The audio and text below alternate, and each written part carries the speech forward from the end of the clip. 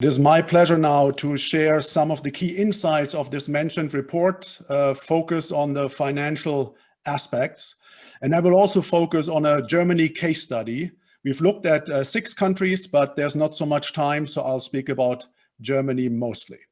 Now, we have looked at the connectivity also in financial aspects, but we started with looking at shared narratives of marches and meetings of transnational relevance, music events, and violent sports, obviously. And we have found out, and that's the core thesis of this report, that a new leaderless, transnational, and apocalyptic, violent, extreme right-wing movement has emerged. And by that we mean some sort of unorganized collective, not a classic organization with a strict hierarchy, but connected and united by shared narratives, values, and enemies. That's just another teaser for you to look into that report. Now, let's dive into financial activities and strategies of our target group in Germany. One of Germany's leading or very visible extremists said it very clearly: the only way to build structures is commercial success. So we have on one hand the old school self-financing donations, developments. We have some information about what is going on in the cryptocurrency arena, but we're still thinking that this needs definitely more research. We have concerts have been ongoing for decades, of course, but the size and the professionalism of some festivals has dramatically increased, up to 6,000 participants from more than a dozen countries, hence the transnational connectivity, an estimated revenue here of up to 2 million euros just in 2018. This is being calculated by taking the participants and assuming around 50 euros being spent per person, including the ticket and then some other things like food, drinks, t-shirts, CDs. We have big MMA events. Also, fighting events are nothing new, but the size and the professionalism and the transnational aspect are new. So here you have 600, 800, 900 people attending these events, which leads to 40,000 to 50,000 estimated in revenue for each of those events. So these are significant numbers. This is not about self-financing or some small donations.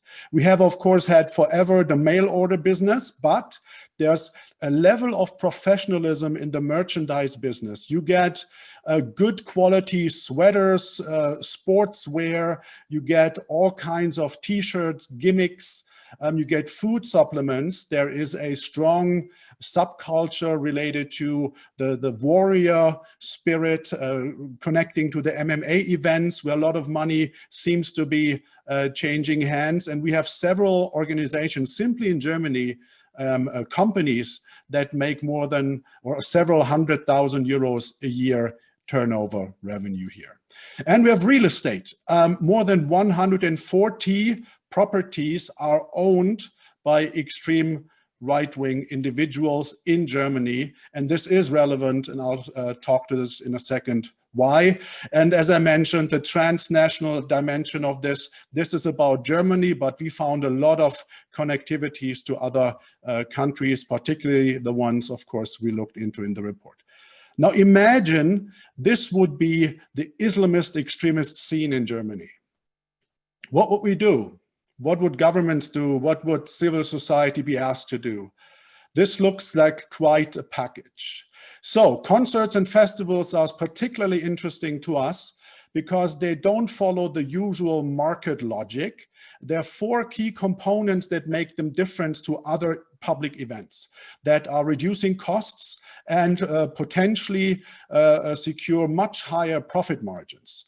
They are held on private property, often, not always, but often by either sympathizers or by extreme right-wing individuals themselves. Also, house rules apply, which makes the whole management of the situation easier. They are often registered as political events, sometimes by members of extreme right-wing parties, which also brings free police protection for the event. We have entry fees or tickets that are designated tax-free because they are declared as donations, which they are obviously not, and there's some work here to be done to look into this more. And of course, the security services around these and within these events are mostly made up of extreme right-wing individuals who have security companies or who cooperate with Kameradschaften, bands of extremists, or with bikers and hooligans and organized crime. So we just scratched the surface here, and we already found some very interesting findings. So coming to an end, challenges and opportunities. My point would be that we don't know the real size and nature of the extreme right-wing RUSI phenomenon. We are unclear in the EU and beyond on definitions. We are unclear on designations, and therefore we are also unclear on statistics. So it's like really, it depends on how we look at the phenomenon, how professional, how with what kind of background, how coordinated, and with what kind of funding that will show us that there's much more to find. That is at least the finding of our research that we did in 3 months. Under-researched and potentially misunderstood. By that, I mean, the extreme right-wing violence often appears to be a no-flag operation. So I'm a political scientist. I was taught that terrorism means a declaration. There's a political message that comes with the violence. And this is often true, but it's very often not true in the extreme right wing. The violence, for example, in Germany and other countries we looked into, is often not being classified as political violence because there's no explanation, no declaration surrounding it. But it can have, and this is one thing we need to look into, more the nature of a low intensity warfare situation, where there's thousands, at the end of the day, individuals, for example, in Germany, committing violent crimes or being involved to some degree in preparation, covering up, fundraising for it, without declaring what they're actually doing. So this is a challenge. And the other is the attacker bias, us looking at the costs of the specific attack, which is often not a lot of money, right? It's the same with Islamist extremism. There are sophisticated, complicated, expensive attacks, and there's very cheap attacks where you get actually a loan from your local bank for it.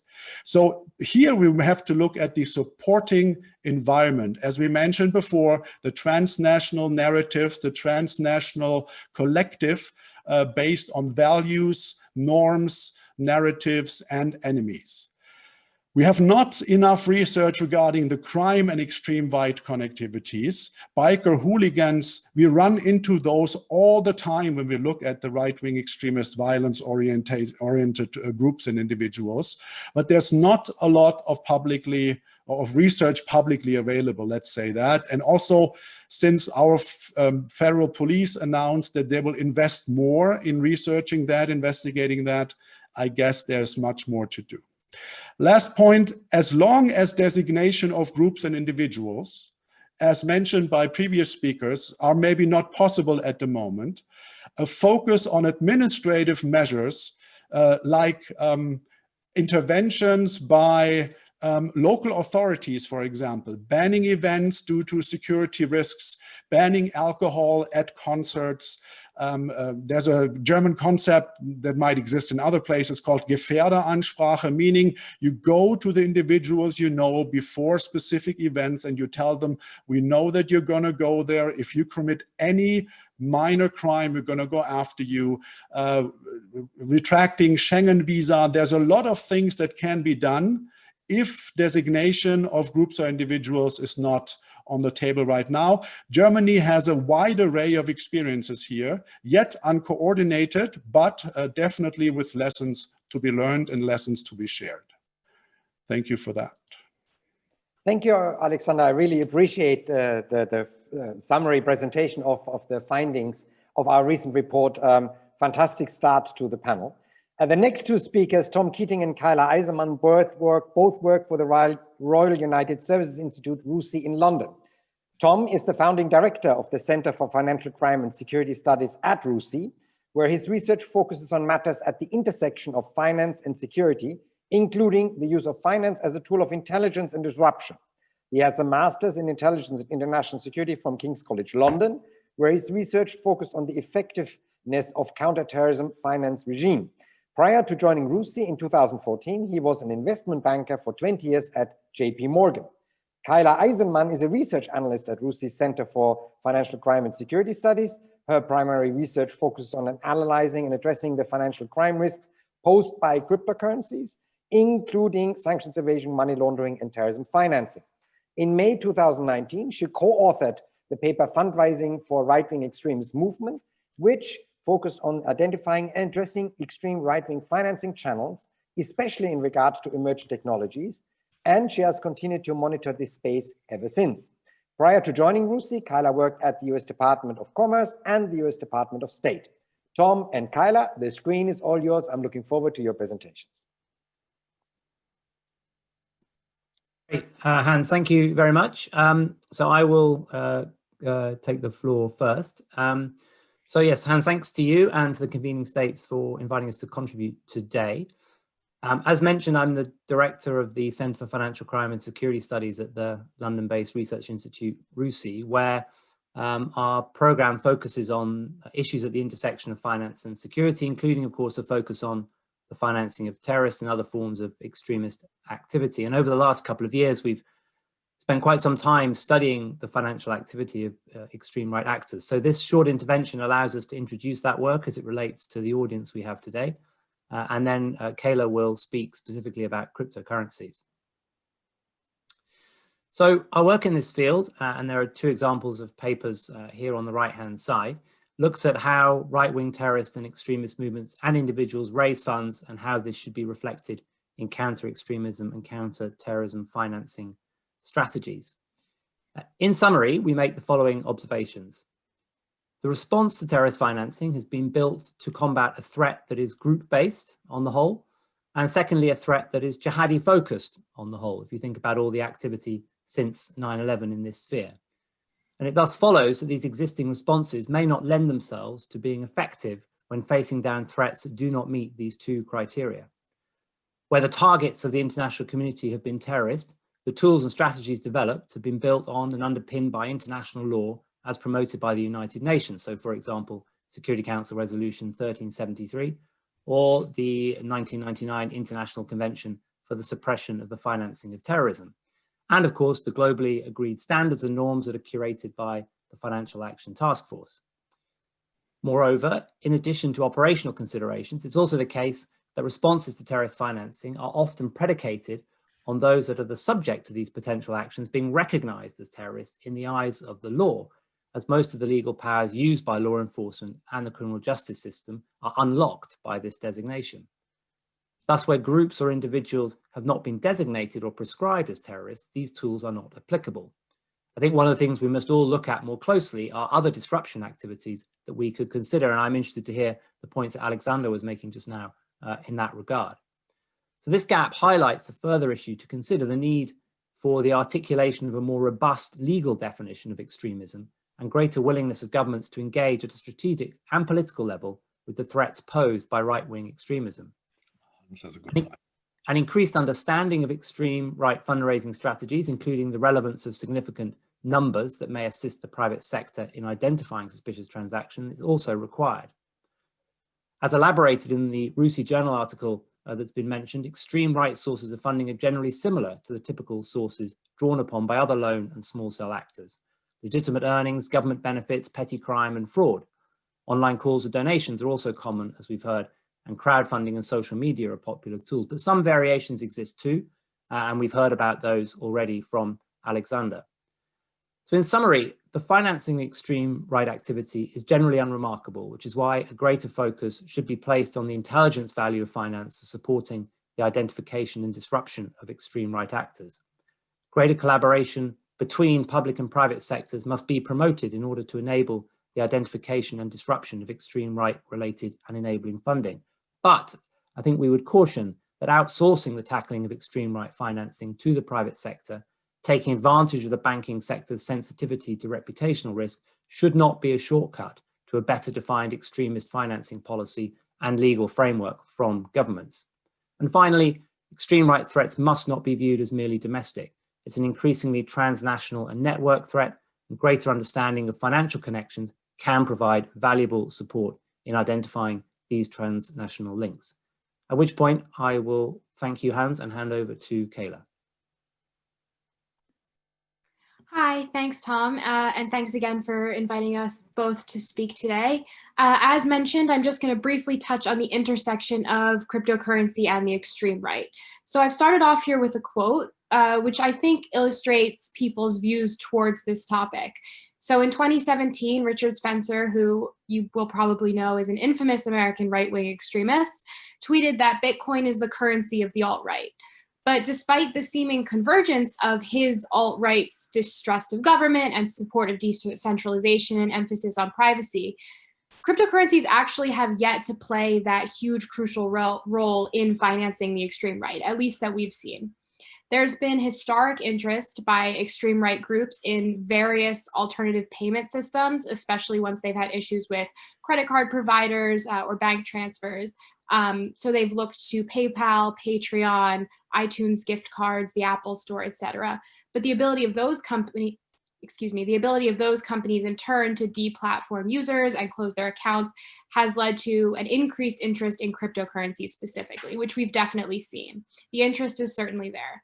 There's also increasing evidence of cryptocurrency being used for other forms of terrorist financing, as illustrated by US seizures of terrorist cryptocurrency accounts this past summer. If you haven't read the US indictments and about the seizures, I really would highly recommend it. However, despite those two separate issues, we've actually really yet to see use case in funding right-wing terrorism specifically. As Tom mentioned, there's sort of a definitional difficulty there. We're talking about extremism versus terrorism. We've certainly seen it play a role in extremism, but not so much terrorism. There are certainly crowdfunding donations being sent to far-right actors that I'm sure you're all aware of. You just have to look at the Twitter account at neo-Nazi wallets to get a sense of the scale of that.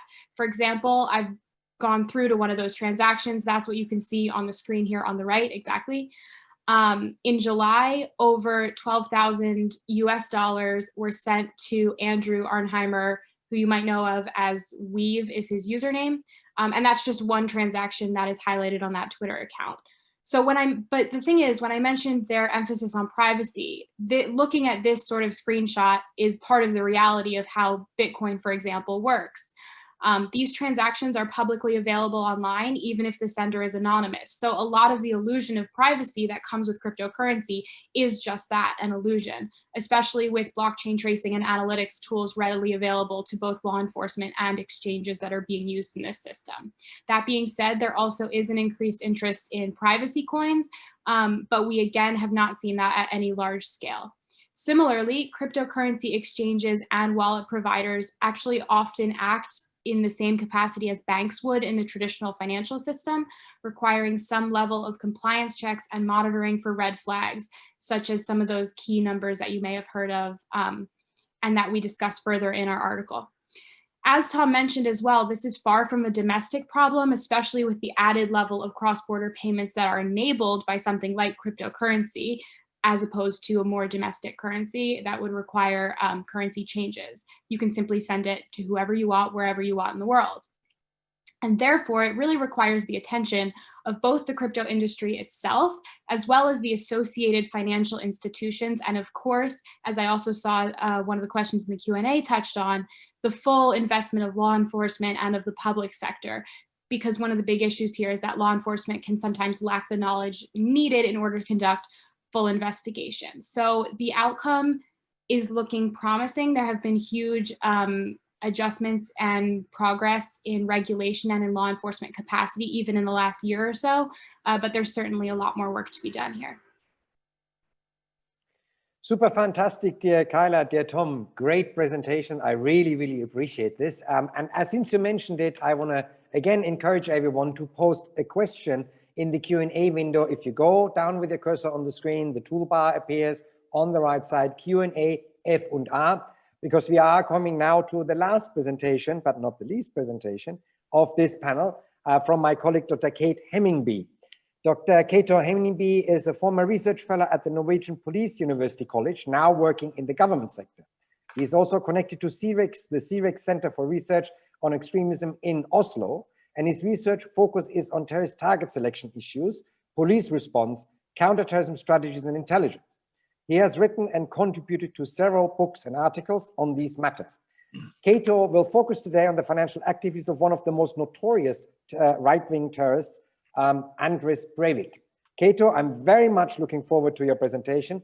The screen is all yours.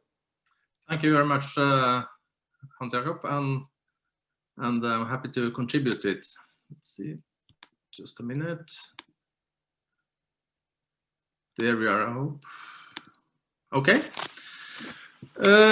Thank you for inviting me to this very interesting seminar. It's been great so far, so I hope we'll keep that way. I've been asked to say some words about the very special case of Anders Breivik and the 22nd July attacks in Norway. This was a right-wing solo terrorist ideology tuned towards saving Europe from takeover from Muslims in particular. This narcissist could never settle for one or several small attacks, as that would be a waste of his talent, in his own words. So he chose to do a one-off cruel shock operation, aiming to kill hundreds of people. Then he knew he would gain maximum media attention, as well as to ensure him a place in the Hall of Fame for terrorists. Breivik's hatred was in particular aimed towards the Labour Party and the media, and he ended up by killing 8 people with a bomb in the government quarter in Oslo, and 69 people in the shooting attack on the island Utøya, where the Labour Party's youth organization had an annual summer camp. There were several special characteristics of this case, but 2 central elements were Breivik's robust financial starting point and the long timeline. Regarding the financing part, we can see this in 3 phases. In the first phase, from 2002 to 2006, Breivik committed ordinary criminal activity, seemingly without any political motive. He earned about $580,000 from selling fake US university documents and certificates. He used foreign bank accounts and in-between companies, for example, in Antigua in the Caribbean and in Dominica in the West Indies. He also established bank accounts in the Baltic states. So he avoided tax on most of his income, and moreover, his mother also helped him with the money laundering process, involving some pro forma loan documents between them, and she also opened 3 bank accounts. So it worked like this. He gave her cash, which she put into her own accounts before she transferred the money back to him. Around $60,000 was laundered this way. A part of the huge profit went into the stock market without any significant success. The second phase, going from 2006 to 2009, started when he moved into his mother's flat, then quite radicalized. At the time, he claims he had about $90,000 in savings and $45,000 in cash. That meant a very good financial starting point, since he had very low living expenses living with his mother, and accordingly he could skip ordinary work and fully concentrate himself on his terrorist project. So both his financial position and the long time frame compensated for the fact that he had to do everything himself and not being part of a group or a cell. Moving to the third phase, from 2009 to 2011, Breivik now went from thinking to acting with his practical and operational preparations. In the middle of May 2009, he registered an agricultural company in order to be able to rent a farm and also to buy fertilizer sometime in the future.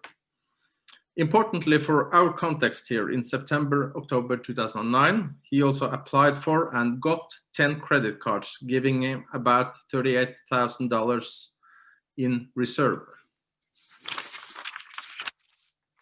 From then on, he continued in more detailed planning. He invested in weapons, bomb ingredients, and other things he needed.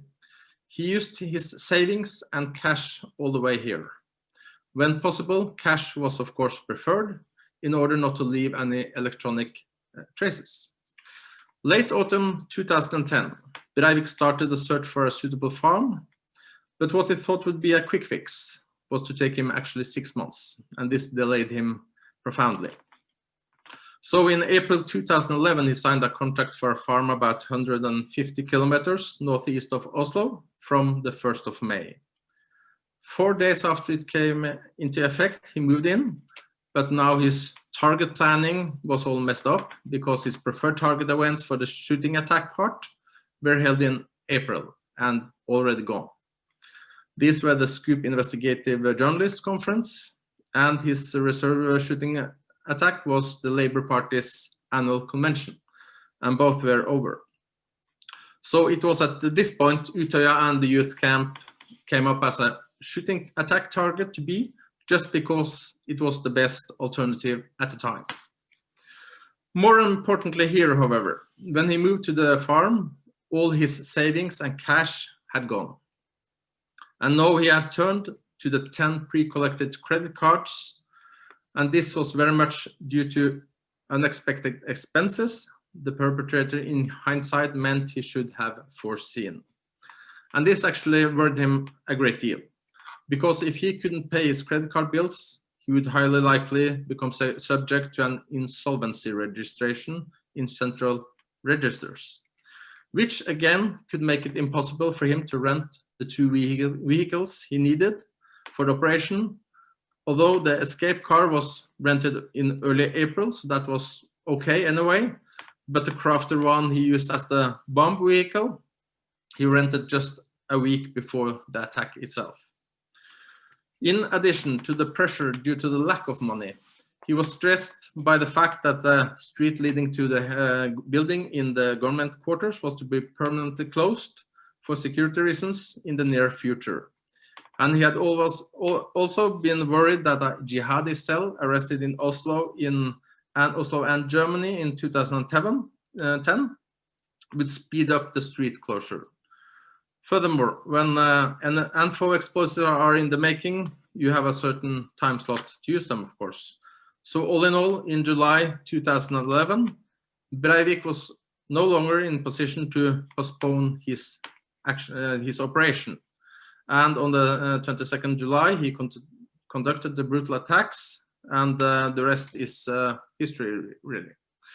So in conclusion, Breivik's financial criminal activity enabled him to do the long-term complex terrorist operation.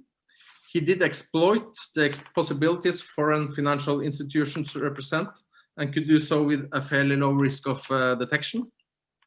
He exploited the credit card possibilities in order to establish important financial reserve. He deliberately used cash when he could, so he didn't leave any traces. And we have also heard how the insolvent registration system became a constraint for him operationally. So seemingly small efforts can have impact on terrorists. All in all, I think a deep dive into this case will illustrate how important it is to put even more effort into countering terrorism financing through international cooperation and also on the national arena. And this on a political, strategic, and operational level. And with that, I can hand the word over to you again.